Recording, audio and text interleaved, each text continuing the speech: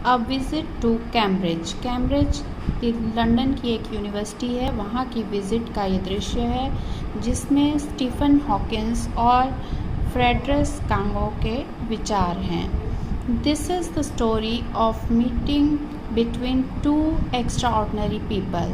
ये कहानी दो असाधारण व्यक्तियों की है। Both of them differently abled, दोनों ही अलग अलग तरीके से डिसेबल्ड है, मतलब उनका शरीर अलग अलग तरीके से अपाहिज है।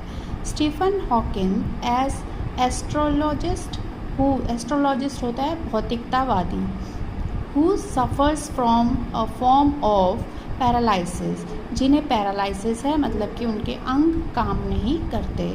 That confines him to a wheelchair, जिस कारण उन्हें व्हील चेयर पर रहना पड़ता है। And allows him to speak only by punching buttons on a computer, और इस कारण से वो, क्योंकि अपाहिज हैं, इसलिए वो अपने एक बटन जो उनकी व्हील चेयर पर लगा है उसी के द्वारा कंप्यूटर के थ्रू बात करते हैं। फिरदौस कांगो अ राइटर, और फिरदौस कांगो कौन है? एक राइटर है, लेखक है, एंड जर्नलिस्ट, और एक पत्रकार भी हैं। Who lives and works in Mumbai, जो मुंबई में रहते हैं और वहीं काम करते हैं। Kanga was born with brittle bones, Kanga जो हैं उनका जन्म ऐसी बीमारी से हुआ है जिसमें हड्डियां सिकुड़ जाती हैं। And like Hawkins moves around in wheel chair, और हॉकिंस की तरह वो भी व्हील चेयर पर ही चलते हैं। Cambridge was my metaphor for England, England मेरे लिए एक कैम्ब्रिज यूनिवर्सिटी की कल्पना है, मतलब कि कैम्ब्रिज एक बहुत बड़ी यूनिवर्सिटी है इंग्लैंड की, जो उसमें घूम रहे हैं वो और उसकी कल्पना कर रहे हैं। And it was strange that when I left it, और ये बहुत ही स्ट्रेंज था, असाधारण था, जब मैंने वहाँ से विदा ली, मतलब जब मैं वहाँ से वापस चला। I had become all together something else, मैं तब तक मेरे विचार और मैं बदल चुका था। Because I had met Stephen Hawkins there, क्योंकि वहाँ मैं किससे मिला? स्टीफन हॉकिंस से। ये कौन कह रहा है? राइटर। राइटर कौन है? फिरदौस कांगा, ठीक है। It was an walking tour through Cambridge that the guide mention Stephen, जब मैं कैम्ब्रिज में घूम रहा था तो जो मेरा गाइड था उसने मुझे स्टीफन हॉकिंस के बारे में बताया। उसने कहा पुअर मैन, मतलब पुअर यहाँ पे गरीब से मतलब नहीं है, पुअर मतलब क्या मतलब है पुअर का? बेचारा। हु इज़ क्वाइट डिसेबल्ड, जो कि अपाहिज है। नाउ दो ही इज़ वर्दी सक्सेसर, लेकिन फिर भी वो क्या है? उत्तराधिकारी। सक्सेसर होता है उत्तराधिकारी किसका? To Isaac Newton. न्यूटन का नाम सबने सुना है, न्यूटन एक बहुत बड़े साइंटिस्ट थे, तो ये उनके उत्तराधिकारी के रूप में माने जाते हैं। Whose chair he has at the university, जिनकी चेयर आज भी यूनिवर्सिटी में है।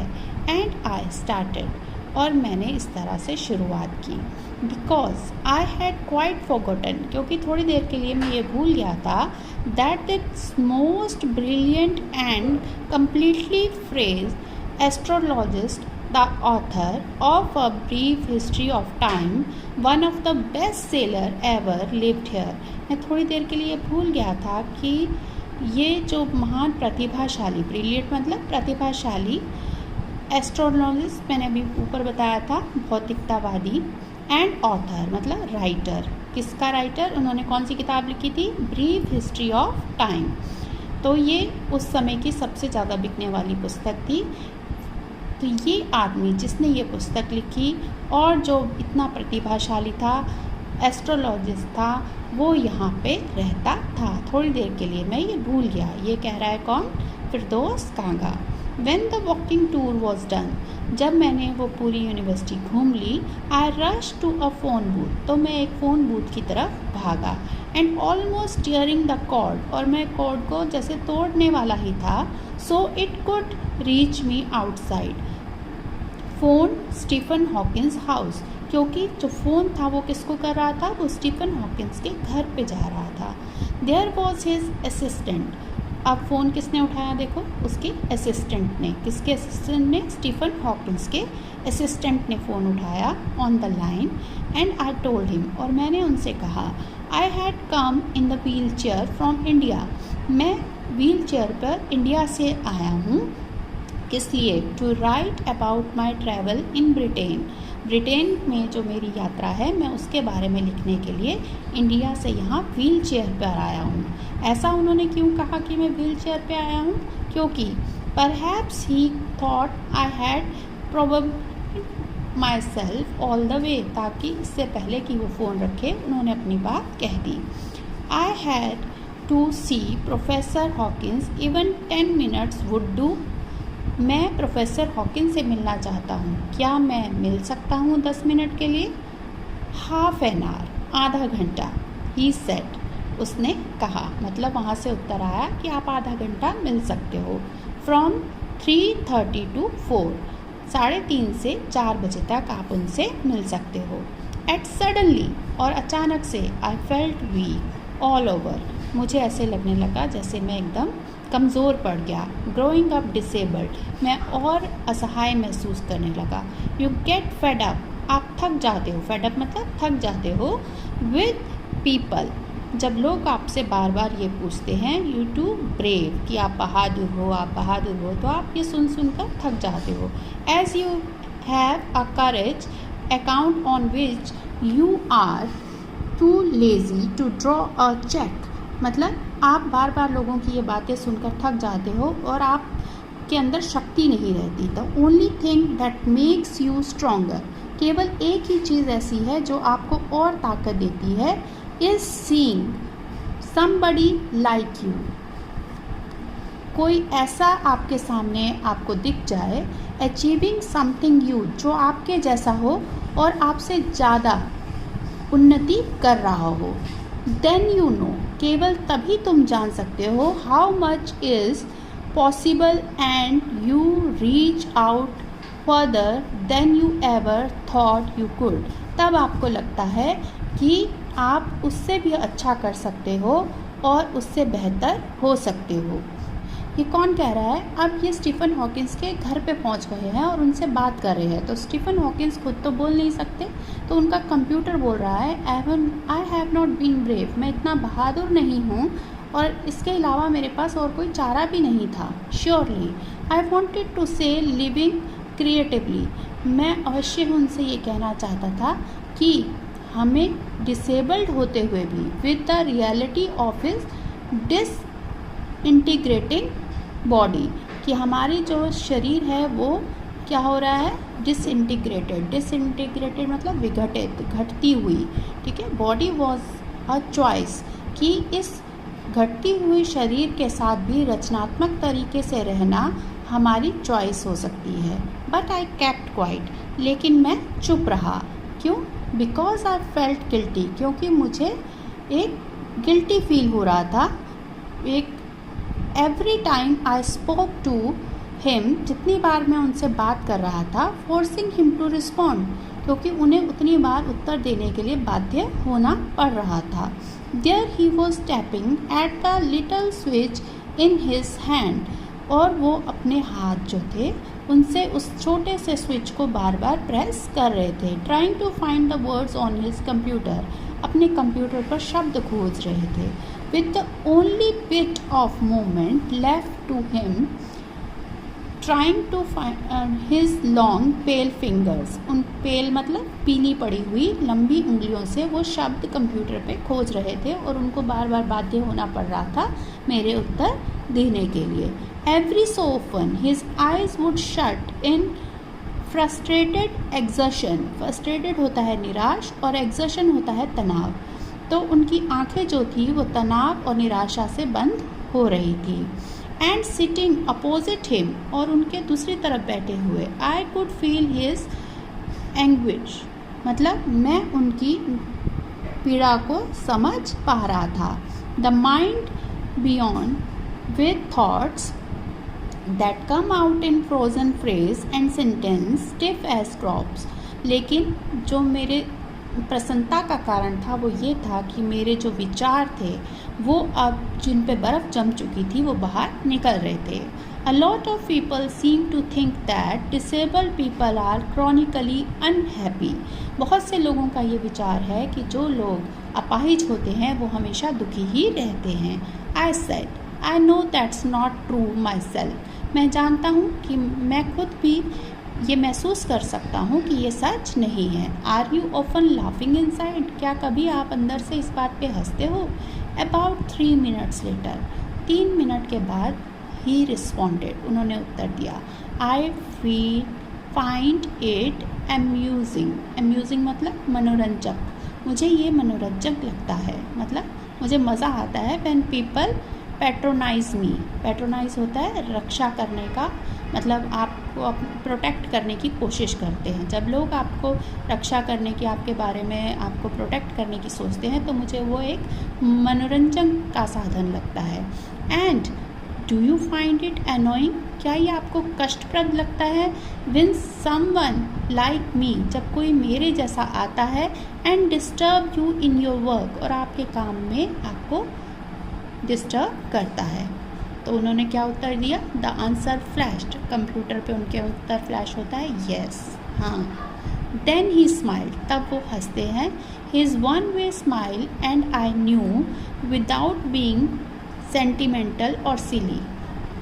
उनकी स्माइल देख के मुझे लगा कि बिना सेंटिमेंट्स के, बिना उन्होंने कोई झिझक किए अपना उत्तर दे दिया। That I was looking at one of the most beautiful man in the world. मुझे पता था कि मैं सबसे सुंदर व्यक्ति को देख रहा हूँ। आई फर्स्ट ग्लिम्स, पहली झलक, ऑफ हिम इज़ शॉकिंग। जब मैंने उनकी पहली झलक देखी तो वो बहुत ही शॉकिंग थी। ये पहली झलक किसने देखी? राइटर ने। राइटर कौन है? फिरदौस कांगा। तो उन्होंने जब स्टीफन हॉकिंस की पहली झलक देखी तो वो शॉक्ड रह गए। क्यों? Because he is like still photograph, क्योंकि उन्होंने ऐसा महसूस किया जैसे वो एक बिल्कुल फ़ोटोग्राफ की तरह हैं, जो उनकी pictures of him in magazines and newspaper, जो उनकी पिक्चर न्यूज़पेपर और मैगजीन में छपती हैं, बिल्कुल वो वैसे ही हैं, क्योंकि वो हिल नहीं सकते, कुछ बोल नहीं सकते, कुछ भी नहीं कर सकते। Then you see the head twisted sideways, आप देखते हो कि उनका सिर जो है एक और झुका हुआ है, इनटू अ स्लम्प, ठीक है। द टोर्सो होता है धड़, आपके शरीर का ऊपर का हिस्सा। Shrunk inside a pale blue shirt, उन्होंने ब्लू कलर की शर्ट पहनी थी और उनका जो धड़ था वो उसके अंदर सिकड़ा हुआ नज़र आ रहा था। द वेस्टेड लेग्स, वेस्टेड मतलब मुड़ी हुई, उनकी टांगें जो थी वो बिल्कुल मुड़ी हुई थी।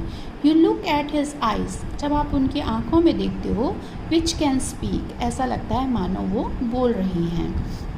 Still and they are saying something huge, कुछ बड़ा कह रही हैं, एंड अर्जेंट, और कुछ महत्वपूर्ण। It is hard to tell what, लेकिन मुश्किल था ये पता लगाना कि वो क्या कह रही हैं। But you are shaken because you have seen something you never thought, लेकिन आप हिल जाते हो, आप हैरान रह जाते हो जब आप देखते हो ऐसी चीज़ को जिसके बारे में आपने कभी सोचा भी नहीं हो। What do you think is the best thing about being disabled? आपको क्या लगता है अपाहिज होना कैसा है? I had asked him earlier, ये बात मैंने उनसे पहले भी पूछी थी। I don't think there is anything good about being disabled. तो उत्तर आता है कि मुझे इसमें कुछ भी अच्छा नहीं लगता कि अपाहिज होने में कुछ अच्छा ही है। I think I said you do discover how much kindness there is in the world. तब मैंने सोचा और कहा कि मुझे लगता है कि इससे हमें ये पता चलता है कि इस संसार में कितनी दयालुता है, लोग कितनी दया का भाव रखते हैं। Yes, he said, उन्होंने कहा। It was disadvantage, लेकिन ये नुकसान है, of his voice, इनकी आवाज़ का, क्योंकि वो कोई भी synthesiser that could convey no inflection, no shades और टोन, क्योंकि उनकी आवाज़ में किसी भी तरह का कोई प्रभाव नज़र नहीं आता। And I could not tell how enthusiastically, मतलब उत्साह। ही एग्रीड विद मी, वो मेरे से सहमत हो गए। Every time I shifted in my chair और turn my wrist to watch the time, जितनी बार भी मैंने अपनी चेयर को शिफ्ट किया, क्योंकि वो खुद भी व्हील चेयर पे थे, और मैंने समय की ओर देखा। I wanted to make every one of our 30 minute count, मैं अपने आधे घंटे का एक एक मिनट काउंट कर रहा था। I felt a huge relief, मुझे बहुत ही आराम मिला, and acceleration in the possibilities of my body, और ऐसा लगा जैसे मानो मेरी शरीर में कुछ चेतना आ गई हो। How little it mattered then that I would never walk or even stand, इससे क्या फ़र्क पड़ता है कि मैं कभी चल नहीं सकता या कभी खड़ा नहीं हो सकता। आई टोल्ड हिम, मैंने उनसे कहा, how he had been a inspiration, वो हमारे लिए, इंस्पिरेशन होता है प्रेरणा, वो हमारे लिए प्रेरणा का एक स्रोत हैं। तो उन्हें कैसा लगता है, ब्यून click for me and surely for others, क्योंकि मेरे लिए और अन्य लोगों के लिए वो एक प्रेरणा का स्रोत हैं। Did that thought help him, क्या उन्हें अच्छा लगता है? तो उनका उत्तर क्या आता है, नो ही सैड, उन्होंने कहा नहीं। आई थॉट हाउ फुलिश, कितना मूर्खतापूर्ण है। आई वॉज टू आस्क, मुझे लगा कि मैंने कितना मूर्खतापूर्ण सवाल कर लिया, क्योंकि उन्होंने नो कहा ना। क्यों कहा? When your body is a claustrophobic room, जब आपका शरीर एक ऐसी बीमारी से ग्रसित हो, जब ऐसा लगे कि कमरे की जो दीवारें हैं growing narrower day by day, वो धीरे धीरे धीरे धीरे कमज़ोर होती जा रही हैं। It doesn't do much good, तो क्या अच्छा लगेगा to know that there are people outside smiling with admiration to see you breathing still, कि लोग बाहर खड़े होकर ऐसे कमरे में आपको सांस लेता हुआ देख रहे हैं जो धीरे धीरे ख़त्म हो रहा है।